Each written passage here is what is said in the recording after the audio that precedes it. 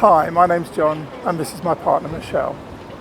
And this is our 7-year-old 70,000 mile Tesla Model S. Come with us as we travel through 9 countries from the south coast of the UK to the top of Norway. A journey of over 5,000 miles in a car that the tabloid press would have you believe has little to no battery performance left. And let's see whether the Tesla charging network is up to the job of getting us all the way there and all the way back. Because if it is, Elon's paying for all the fuel. Welcome to the long free ride.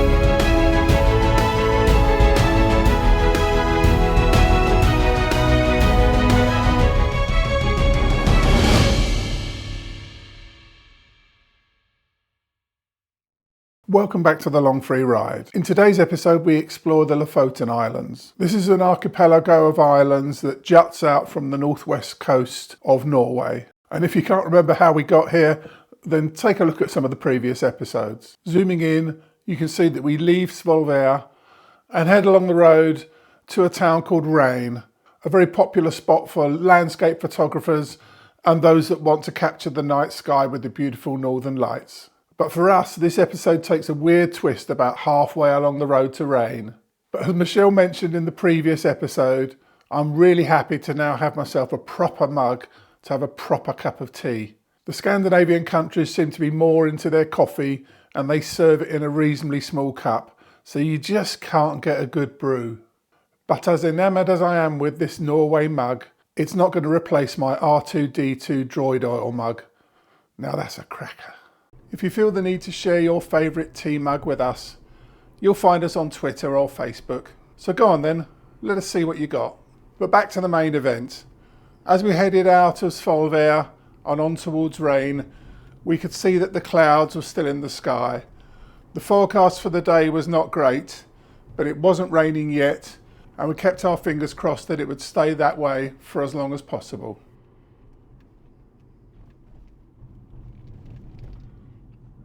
The speed limits in Norway are low, particularly on their rural roads.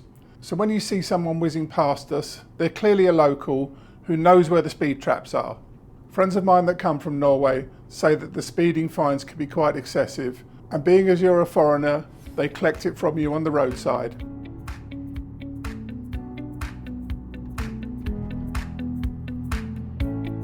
One of the reasons we've come to the Lofoten Islands is because our friend Susie was a traveller in a van for a while, doing that sort of van life thing. And she'd come to the Lofoten Islands and told us it was an area not to be missed. But I have a feeling that the Lofoten Islands are a bit like the Isle of Skye in Scotland. Getting there is one thing, but getting to see the beauty of them on a clear day, well, that's something else. They're both in marine environments, and so cloud is quite common.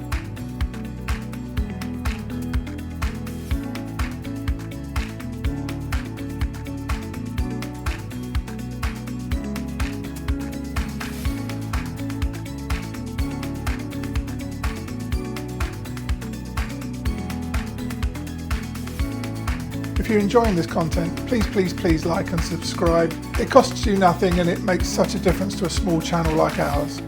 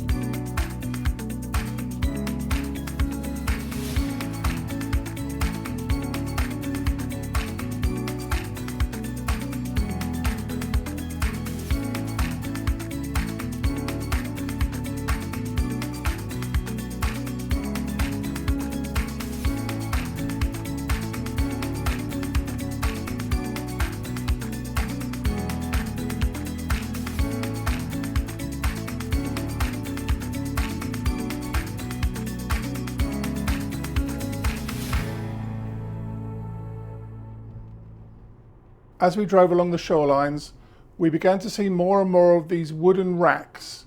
In general, they were empty, but every now and then we'd see some things tied up that just seemed to be swinging around in the breeze. We couldn't really see what they were as we went by. Eventually we came across what appeared to be just a boarded up building with graffiti on it, but with all these racks around, it was clearly used for something at some part of the year.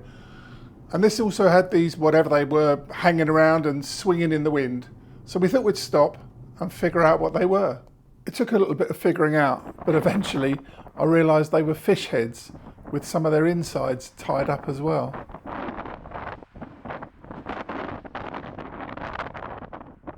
So whilst John was filming the fish heads wafting about in the breeze, I was frantically Googling to understand why anybody would go to such extraordinary lengths. They've clearly built these wooden frames, they've strung up fish heads and left them there for a considerable period of time, and I couldn't understand what it was for. However, Google then told me that it was Norwegian stockfish. Norwegian stockfish is basically Arctic cod that's dried outdoors in a fresh ocean wind. So apparently they take the whole cod from February to May and hang it outside. The temperature in northern Norway is generally around 0 degrees in those months, but it gets a balance of wind, sun and rain. So the fish are cleaned, gutted, then hung by their tails in pairs, and they're left to dry on these slatted wooden frames. Once the whole fish is dried out, it can be eaten raw like a jerky, but cod, not beef. Or it can be used as an ingredient in dishes.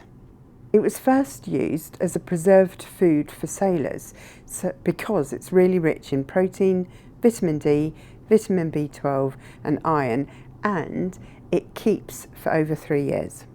Lofoten stockfish have been awarded the denomination of origin status, so it has the same legal protections as things like Parma ham or French champagne.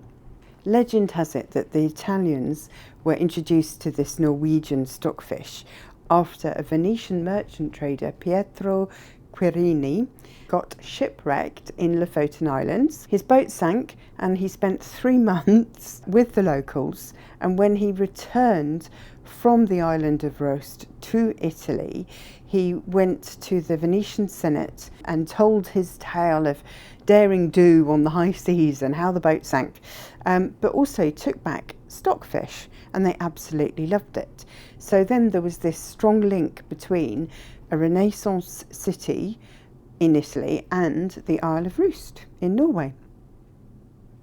Turns out it has made the people of Rost have the highest per capita number of millionaires of the whole of Norway, their capital worth. It's not just Norwegians that eat this dried cod. It's considered a delicacy in Italian cuisine. So particularly Venice, Naples and Genoa have their own regional dishes that feature stockfish. Apparently in northern Italy they prefer a lean stockfish, and in southern Italy they prefer a more robust and fleshier version. And near Venice, in a town called Sandrigo, the world's largest stockfish festival happens every September. Can you imagine that? And it's all about celebrating this regional dish. I'm probably going to pronounce this horribly wrong. So, bacala alla Vicentia. I think that's reason enough for the next long free ride to be a tour around Italy. So we can go and sample it, of course. Arriving in our destination, the clouds had really closed in, and it looked like we were definitely going to be getting rain in Reine. We popped into a visitor centre and museum for a cup of coffee, and then headed out for a walk around the town. Once again, the shoreline was dominated by a lot of the drying racks for the cod, but as we walked around the town, a light rain began to fall, and we dived into a pub to get something to eat for lunch. After lunch, we hurried back to the car in even heavier rain and headed back for Svalbard.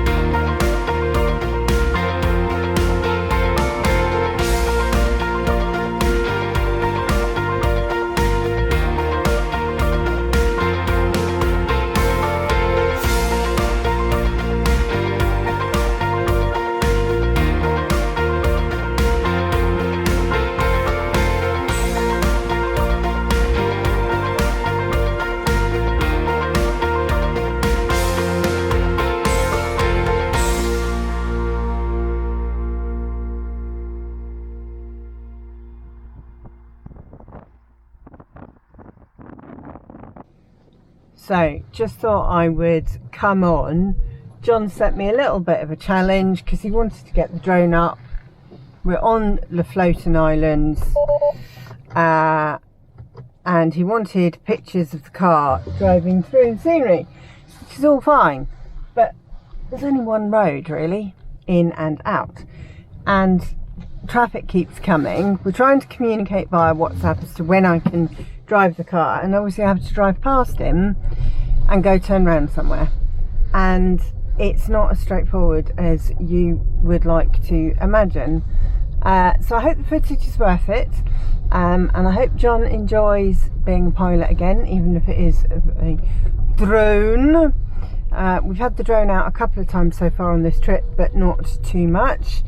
And meanwhile, I am trying not to drive his car off the edge, of which there are many edges right now, and we will see how we go on.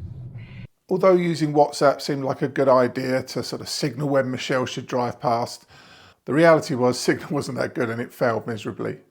I did manage to get some footage of her pulling away and a little panning shot, but I had a bigger problem.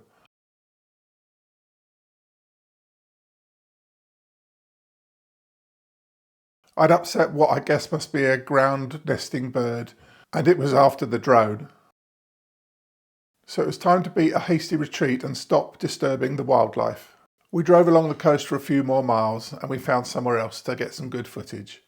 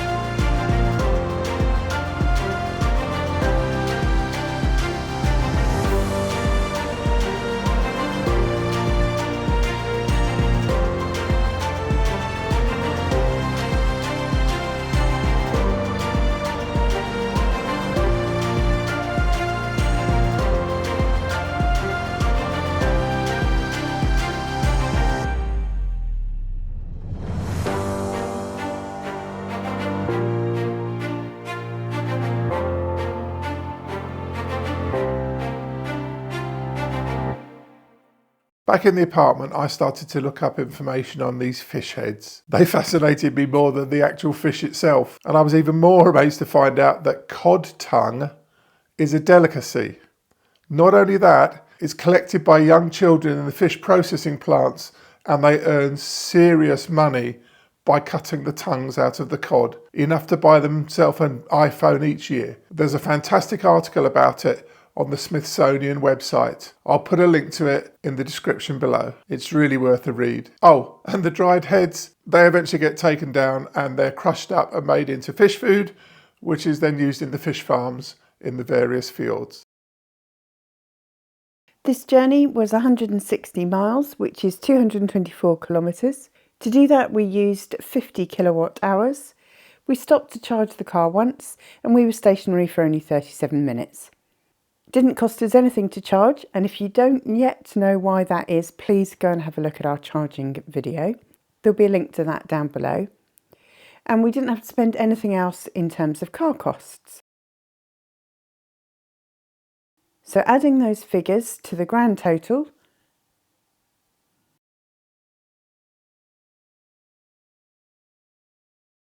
right, I'm next going to plan the long free ride visits the Stockfish Festival in Italy.